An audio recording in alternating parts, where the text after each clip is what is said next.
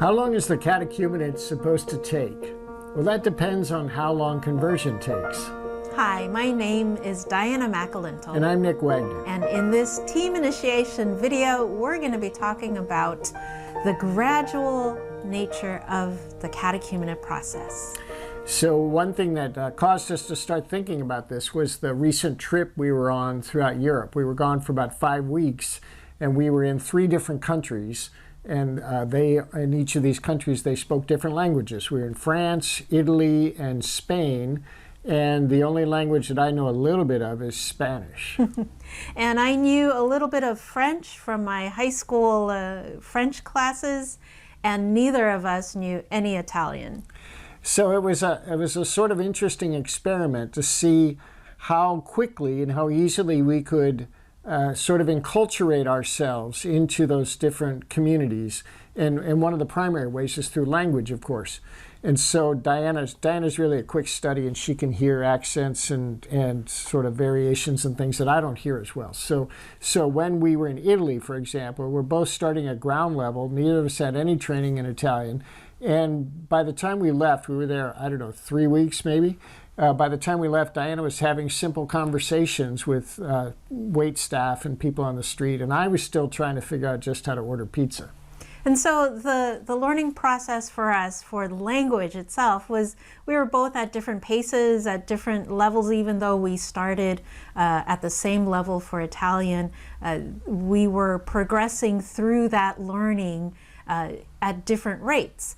But there was more to that than just learning the language. If we really wanted to be less touristy and fit in a little bit better into the culture of each country, we had to learn some of the customs, some of the unspoken rules, some of the ways of being, the ways of just moving through the space itself, so that we were more like those of that culture.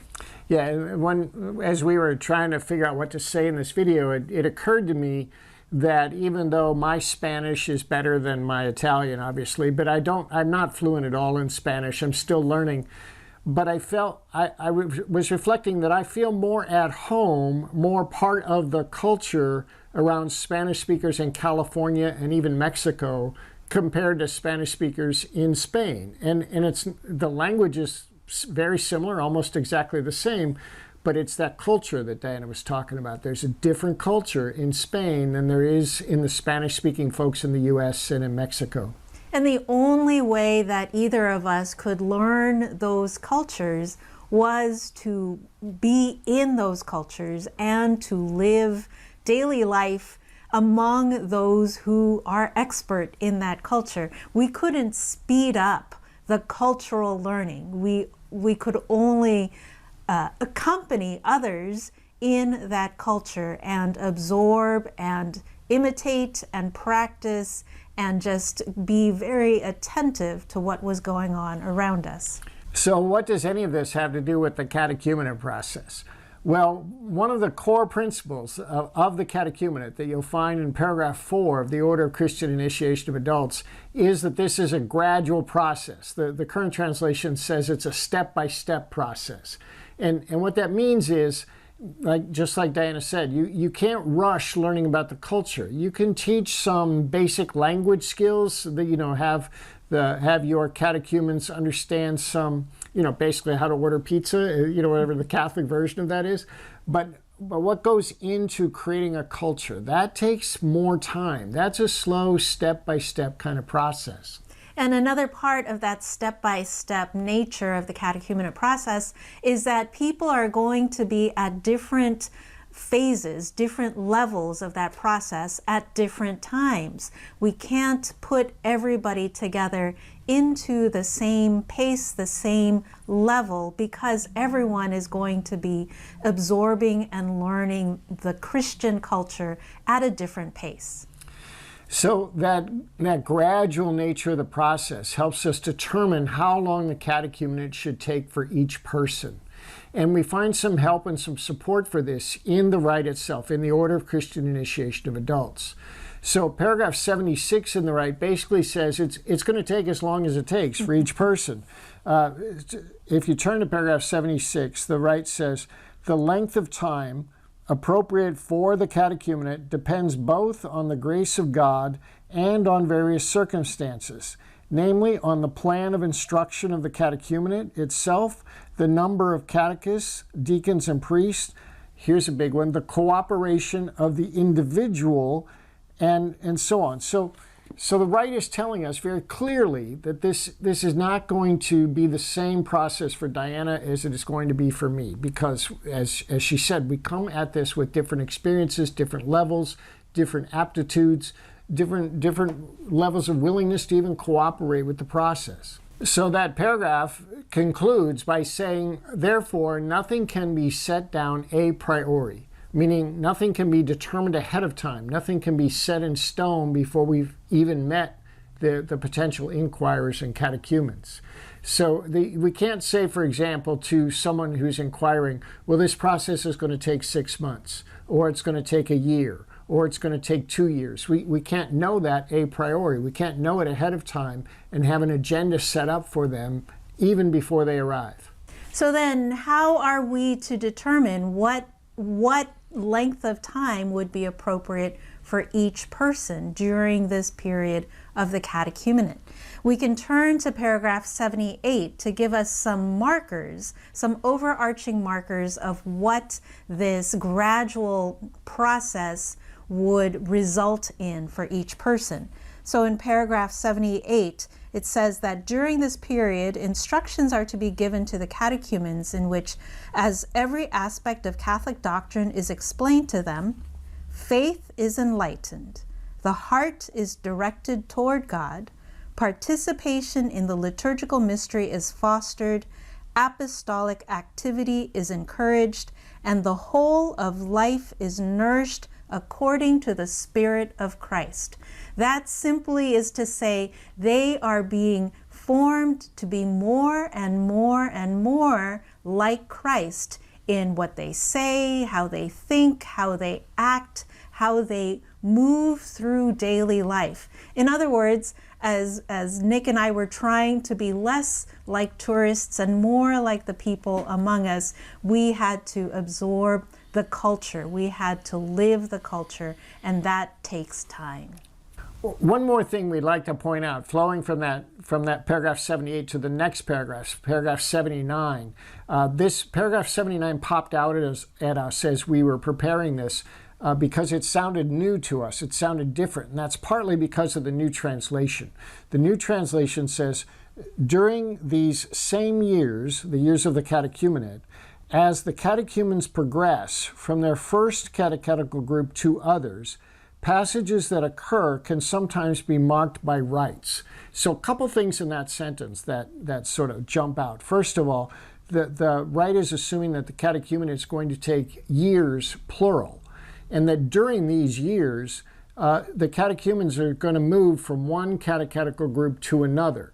And it's not assuming they're all going to move at the same time. When Diana is ready to move on to advanced Italian, I'm still going to be at beginning Italian. So we're going to anoint her and bless her and celebrate her because she's ready to move on to a deeper level of formation, where I'm still struggling to get the basics down. And my time for celebration will come a little bit later. And so a real logistical result of this is that not everyone is going to celebrate the rite for entrance at the exact same time. Not everyone is going to be ready for the rite of election at the same time. And so they might move and stay with one group of catechumens while others move on to the next group of catechumens who are further along the journey. So how do you know if your catechumens are at beginning Italian or advanced Italian? Well, again, the rite helps us with that. Paragraph 42, we've mentioned this paragraph lots and lots in the past, gives us very definite criteria of which of our inquirers are ready to move from the inquiry stage into the catechumenate phase. So you want to turn to paragraph 42 and really underline and highlight all the different criteria there. There are a lot of criteria listed, but they're all very, very basic. So I would be allowed in as a beginner Italian speaker, even though I've got very limited Italian skills. I'm at that paragraph 42 stage in learning Italian. And then we turn to paragraph 120, which is for those further along the journey who are pretty much ready for the final stages of the initiation process. And the criteria there are a bit more advanced, a bit more detailed than those in paragraph 42. And again, not everyone is going to be ready and show those signs of readiness at the same time. So what can you take away from all this? How are you going to apply this to your catechumens, to your faith formation process, your initiation process? We emphasize this a lot in a lot of different places, and I can't say it strongly enough here. You really need to have a very strong pre-catechumenate period in which the whole focus of that pre-catechumenate period is to uncover and discern and honor and listen to the experience that each seeker brings to the journey.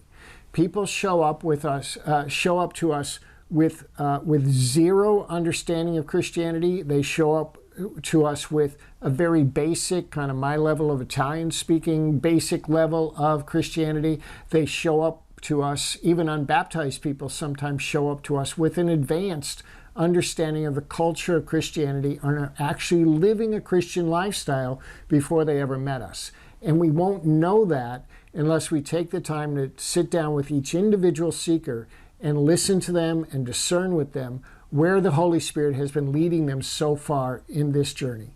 The second thing that we can do is to change our own mindset. One effect of asking the question, how long does the catechumenate process take, and then predetermining a length of time, is that we feel stressed that we have to put everything into that time frame. We have to teach them everything before a certain date. And we can simply relieve ourselves of that pressure. And so instead of asking the question, how do I fit in all the topics within this short amount of time that I have with this catechumen, ask ourselves instead, how do I help this catechumen become more and more like Christ, to look like Christ, speak like Christ, act like Christ, think like Christ? How do I savor that journey with them and help them absorb the culture of this Christian way of life? And the third thing we want to emphasize is that we really need to recognize that not everyone needs to be in the catechumenate process. You know, people come to us already Christian, already enculturated in Christianity, already living pretty much ideal Christian lives as much as humanly possible. And we put them in the catechumenate because we think that's how you become Catholic. And that's not what the rite says. The rite is for those who are turning to Christ. For folks who are already living a Christian life, the rite is not for them. We need to give them some formation to help them understand the aspects of Catholicism that they may not know about or may disagree with or may not be living well. But if they're already living the Christian life, then they don't belong in the catechumenate. So hopefully that has given you some clear, practical ways of addressing the question, how long does the catechumenate take? And relieving some pressure that you might be feeling, and simply giving you some encouragement to keep going in this ministry that we share together.